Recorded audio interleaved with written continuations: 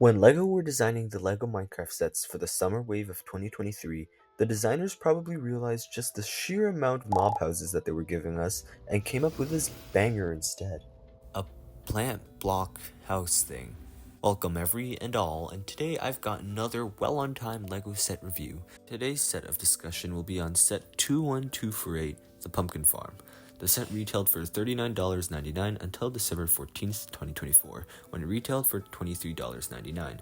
But now it's out of stock, but it'll still be on the aftermarket for all to enjoy. But now, enjoy the build.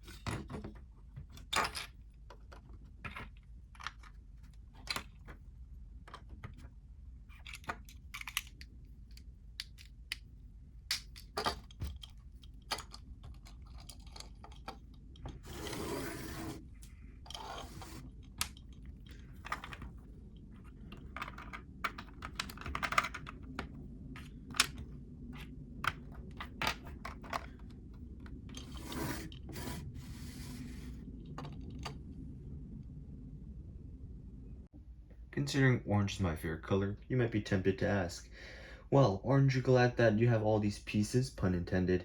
But the truth is, I bought this set for the very specific reason that I feel like most people also bought it. For these guys. So let's take a closer look at the minifigures, shall we? So first up, we have our absolute classic whitewashed Steve, and he comes equipped with an iron hoe in his offhand, which I guess this means he's playing on Java. And we have a bow enchanted on his main hand. Nothing much else. He's been around for years now. Then we have the frog. The frog is the second one that we've gotten other than the one in the Swamp Adventure, which was honestly quite a small set. It's also going to be just a nice inclusion to our frog armies. But yeah, really simple. It's just a single piece. It's a warm frog. Now finally, the main reason that we got the set for the witch. And oh boy.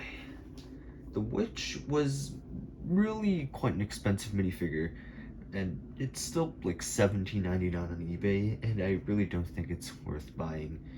But then on this other hand, I did also kind of spend like $38.99 for this, which, but I hope the other pieces make up for it.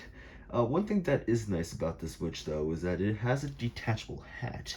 So now we can make this miserable witch a hatless, bald, and even more ugly. But does this excuse some of the horrible crime that they've done of not putting printing on the hat? No. But moving on, the main build does have some nice terrain with a larger mangrove swamp compared to the last time that we've gotten one. And there's also some small vines around here. And honestly, I think these vines should be longer. Like whenever I have vines on my builds, they're always just a nuisance. And these are not a nuisance to anybody except itself, because it's not going to be annoying anyone. And there's also the issue that like they just are short and you can't really tell their vines. They just look like L's. But then over here on this right side, we have a little bit less nature, and we have just probably what is a cobblestone kind of surrounding around just a couple pumpkins. And like with the witch's hat, these are lacking print compared to the melons, but they really haven't been doing that on pumpkins anyways. Can't really put that past Lego. And around here we have some decorations, some lily pads, some frog spawn. It's nice because you can actually put the frogs, oh sorry, you can actually put the frogs on these lily pads. They've been modified a little bit. And also there is what looks like a lingering potion of like Turtle Master. It's probably just a splash potion of something, but it is purple. I don't know what it is. But now let's go take a look on the inside. We've got some nice furniture here with a cyan bed, a classic crafting table hidden right behind it. Nothing really has changed with that. A nice furnace, and of course, the new inclusion of a frog light, the pearlescent one to be exact. The ochre ones come later in the frog house set, but the verdant one, to my knowledge, has yet to have an official appearance, although it's like literally just two different types of pieces really. And then one thing I would like to point out here is what they did with the pumpkin pie. I believe, oh crap, I believe this is the first time we've gotten a pumpkin pie, and I don't know why they decided to just make it gray. Like, this just looks like a cement like tablet that they pasted an image on top, which I mean it's not far from the truth. It's just like a plastic tablet that they printed an image on top. But yeah, that's that for the back. Finally, as we sail our mangrove chest boat with sugar and eggs over, we can wrap up this review. All in all, I think it's a pretty good set for its figure's worth, and you get some nice pieces for your money's worth. I'm gonna be honest, it's a nice solid 7 out of 10 for me. But that's it. Bye, people.